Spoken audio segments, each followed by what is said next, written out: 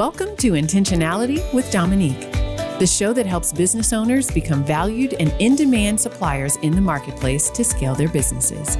Let's start today's show with host and intentional connector, Dominique Simpson-Milton.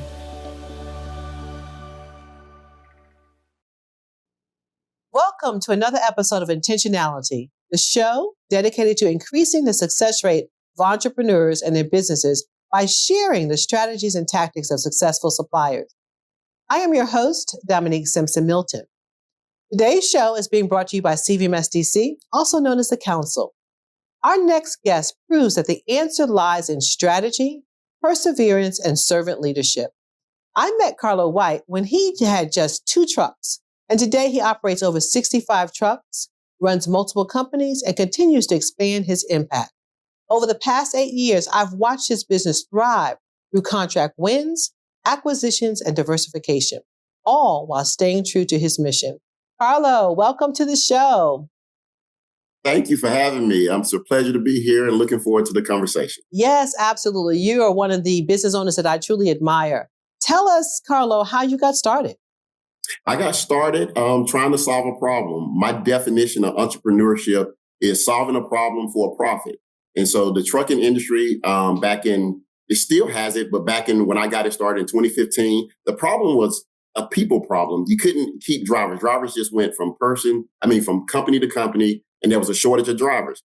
I felt like I was uniquely skilled to solve that problem because I was coming out. I was a business owner at that time in finance, but ultimately an Air Force officer that had been trained in leadership and understood how to build cultures that lead men and women. And so that's what we did. We tried to put together a business that would solve the problem of people. And so our culture, we built a unique culture designed to attract and retain people. We want our people to come and retire. And that's like a foreign concept in the trucking industry that someone would come and retire with you. But I have people that have been with me, over half my company have been with me since 1 year. We had 1 year that we were not all together, but we're celebrating 10 years. I have people that have been with me 9 years. Half of my company have been with me 9 years. So we're solving that problem of keeping people. And that's how we got started. And that's what we're doing on a daily basis. Well, that is unique in this industry. You said that correctly. So you started to answer part of this next question. What makes WHT different than other trucking companies? Because there's so many out there. But what makes you unique? Yeah, we're the culture that we're building is a people-centric culture.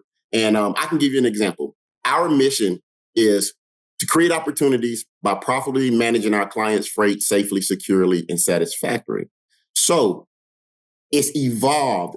We had a mission to manage our clients' freight safely, securely, and satisfactorily, but we took our leadership team through a year-long leadership program. And in that leadership program, we actually start asking, what's your why? Why are you here? Why are we trying to do acquisitions? Why are we going through all of this that we're going through? And to a person, it was like, because I want this for my family. I want this opportunity for my family. I want this for the community. And so we added to our mission. We morphed our mission into creating opportunities. And that's about our colleagues, our clients, and our community. And it's that culture where we want to create a win-win-win. Everyone win. And we believe it with our heart. It is not a zero-sum game. Everyone can win when we get together and work together.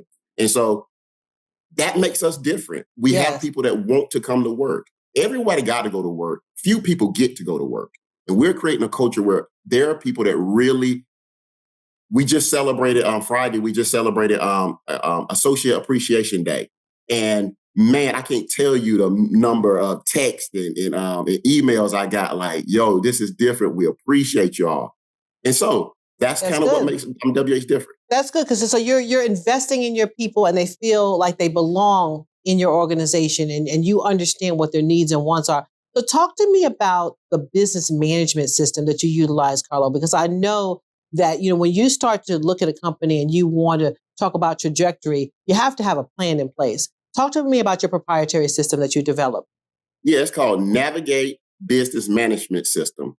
It's called Navigate because we built a system that helps you navigate from being an employee in your business to an employer of your business. And so it actually is built to solve the E-myth. Michael Gerber wrote a book called The E-myth, and the entrepreneur myth is just because you're a great technician doesn't mean you can run a great business at that skill. There's two skill sets to every business. There is the technical skill set of driving a truck, and there's the business acumen skill set of actually making money driving a truck.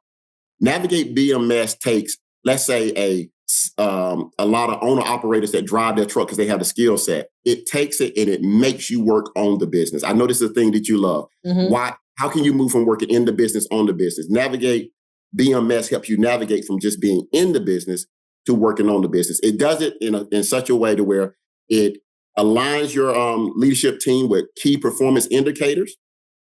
It put controls in place to where you can get your data, a systematic way of getting your data.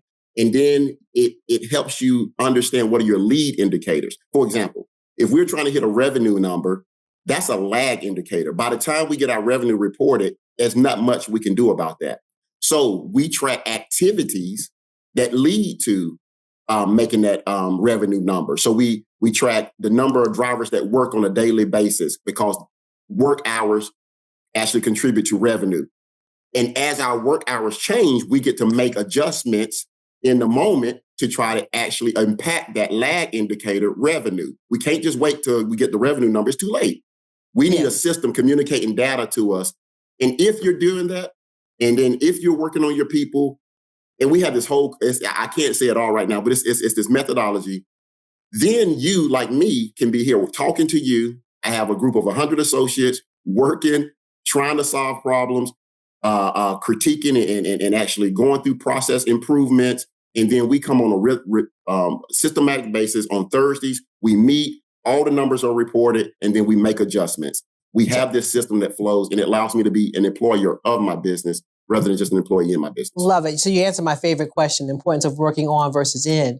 So you have your systems in place. Your people are feel like they belong. So for a person that's starting out in the trucking business or already has a company, but they're operating blindly. They really don't know the numbers, because if you understand the numbers, you can drive the business. How do they get such a program as this? So can reach out to me, and you will let everybody know my contact information. And then we can get you set up. You just said the number one, knowing your numbers. My system really is a system based around accounting. And I partner with a accounting firm called Visionary Insights. Now, that's a unique name for an accounting firm. Visionary Insights. The whole accounting firm is designed to give the visionary insight into the data so that it helps the visionary build capacity. Most accounting firms, they do your numbers to help you stay compliant.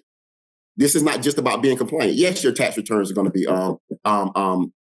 filed. Yes, your everything is going to be compliant. But that's just one aspect of it. What about giving me the numbers so that I can make adjustments and then build capacity? I know when I need to go and get a line of credit because to float, because my collection rate is to a point to where in order to grow, I need some backing. All of that type information is given from accountant. I partner with Visionary Insights, and you wouldn't believe how this company has changed the way we do business. They also are people that actually can implement the BMS. I love that. So you're driving your company with people and data. And and I always call you a servant leader. We're going to talk about that. You're willing to share this platform with other business owners so that they can understand how to catapult their business. Talk to us about how you've grown your business. I know some of it was organic, but some of it you acquired other companies. Talk to us about that. Yes. So let me say the way I've grown my business is being a part. Actually, I credit CVM SDC and the whole ecosystem. Being a part, to be honest with you, when I was with the two trucks, was in a program, a diversity, equity, inclusion program at the Greenwood Chamber of Commerce. They introduced me to Louise Cannell, who was a part of CMSC, the champion of CVMSC. And Louise said, you can't work with BMW, you're too small. But what I can do is make you an introduction to a tier one that maybe you can subcontract with them. And all she did was made a connection. And from there, I started with my two trucks. And we just grew inside of that as a subcontractor. And then we became, and were able to have prime contracts eventually as we grew. But at one point we grew, and then we kind of hit a ceiling. It was about 7 trucks. And I got an opportunity to acquire a 3-truck operation. 3 trucks don't seem like a lot, but 7-3, we had 10. Okay. Then as we grew another year, we acquired a 10-truck operation. So we went from about 12 trucks to 22 trucks. And just recently, we acquired a 35, 36 truck operation. And all the time, we're organically growing and we're adding on these big wins with acquisitions as well. And so that's how we have gotten over 80 trucks. If we talk about the challenges, the climate is a challenge. And so we have just gone through a strategic contraction. And so now we back to 65 trucks. But here's the beautiful thing. That's what's so good about data, strategy, knowing we're actually going to make more profit in this climate with less trucks than we were making with more, just because we were strategic. We knew exactly where to cut. We knew where we were losing, and we cut the losses, and then that let our gains flourish. So that's important. So you said three things that I want our viewers to tie into, right? You said you were a supplier to a tier one company. Mm-hmm. So I want to explain that to our viewers. And so there's tier one. Tier one are the companies that work directly with the end user. So tier one to BMW, but you worked underneath the tier one until you built your business up. So that's called tier two. There's nothing wrong with tier two because tier two has a green check that comes with it, just like tier one, right? So Absolutely. You worked underneath someone to get the business of BMW until you grew big enough to be able to be now tier one to BMW, right? Mm-hmm. So our viewers need to understand it doesn't matter whether you're tier 1, 2, or 3, as long as the checks come and you're green. The other thing that you said is that you now have 65 trucks where you had 80 trucks before, but you're more profitable because you're not operating blindly. You know your number, right? So I tell businesses you need to learn how to contract, to scale up and scale down if you need to. It's one thing if BMW comes to you and says, I have this number of runs I need you to address, and you don't have the number of trucks, who are you going to connect with? Talk to me about how you connect with other trucking companies to be able to expand and contract in addition to the trucks that you currently have. Yes. So it's all about connections, relationships. I say this, when you talk about a pipeline and how do you get business, it starts with you have to build your capacity, but then you also have to make connections and nourish those connections. I call those relationships. And so even within the industry, it's not a zero-sum game. There are times we can work together. And to your point, even though I'm contracting, I have what's called a brokerage. And that is, in one of my acquisitions, I not only got assets, which are trucks, but they had a full acting brokerage, which means they have the freight and they put it on other people's trucks. So as we contract and we said, we don't want to do that run anymore because it's not profitable for us. But you have owner operators that it can be profitable for. We just have all this infrastructure. So we couldn't make money at it, but someone with 1 truck, 2 trucks can make money at it. And so now we broker and we partner with other owner operators. We partner with other small trucking companies, and we put the freight on their truck based upon their numbers. They can make money. So we still keep it going. I love it. We're making money and we're able to make some money. I love it. So, Carlo, I don't want everybody to think this is all roses, right? You grew your business, phenomenal success here, but talk to us a little bit about the pitfalls that you faced, you overcame, and lessons learned that you want to share with our audience so that they don't hit those same pitfalls. Yeah. The challenges are, the economy goes in cycles. And so I didn't get that. And the transportation company really goes in cycle, big swings. After 2020, I don't know if you know, everybody got into trucking because, man, you could make money waking up in trucking with the big swing. But then now there's been a correction and there's been a big swing to the other end. And the way we've been able to do it, in 2023, we lost money. In 2023, it was the toughest year I've ever had in business. But the way we navigated it is, listen, that word navigate is through the BMS.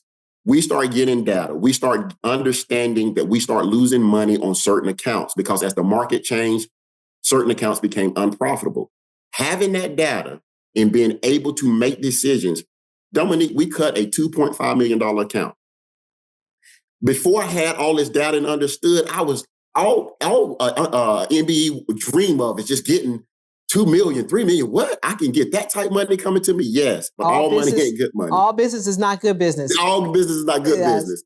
And so that once profitable business, because it was profitable business, that once profitable business had turned unprofitable. And so knowing our numbers, we were able to make hard decisions that ultimately, in 2023, we lost money. 2024, we returned to making money. And now in 2025, we set in the climate is still a tough climate. And it's getting tougher with the tariffs and all the uncertainty, but we're set up with the infrastructure and expense structure that we still can make money. And that's the name of the game. We will grow again. 80 trucks is so we'll get to 100. But you contract, you go slow so you can go fast. You pull back so that you can expand. It's a natural. Love that. Slowing down to speed up, and knowing your numbers. So I'm going to close with the fact that I've labeled you a servant leader, and let's talk about that. To me, you're humble. You give back, you pay it forward. Anytime I call you, you bring your A game, but you're always willing to help other people. Talk to me why that has been so important in the growth of your business. It's be honest with you, it's based upon my relationship with Jesus Christ.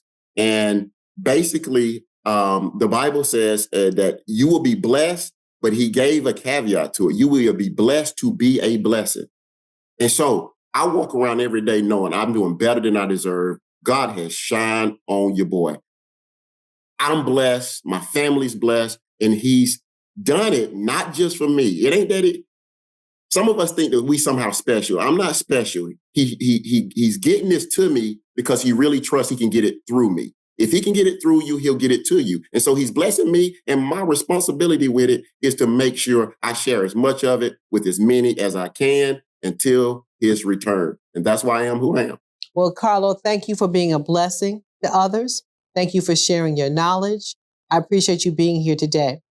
Yes, ma'am. Thank you. You're welcome. So if you are interested in more information on the services WH Trucks provides, email Carlo White directly at carlo@whtrucks.com. Well, that concludes today's episode of Intentionality.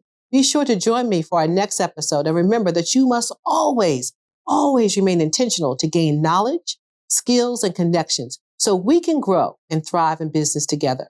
I'm Dominique Simpson-Milton, and I will see you next time. This has been another episode of Intentionality with Dominique, brought to you by the CVMSDC. For more information, please visit cvmsdc.org.